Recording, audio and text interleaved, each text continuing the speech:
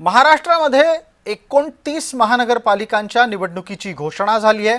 यानंतर शिवसेनेच्या अंतर्गत खांदेपालटाची शक्यता व्यक्त केली जाते।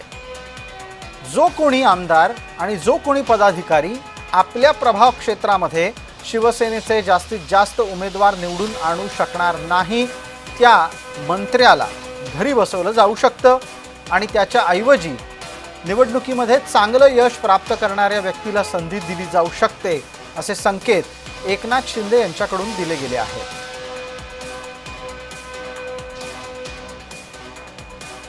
भाकरी फिरणार किंवा काही निर्णय घेणार, मंत्री काय बदलणार किंवा आणखी काही निर्णय असतील, याच्या सर्वस्वी अधिकार आम्ही एकनाथ शिंदे साहेबांना दिलेला आहे।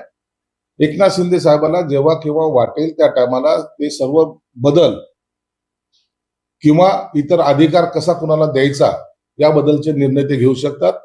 म्हणून आमच्याकडे सर्वच निर्णय घेण्याचे अधिकार एकनाथ शिंदे साहेबांचे आहेत।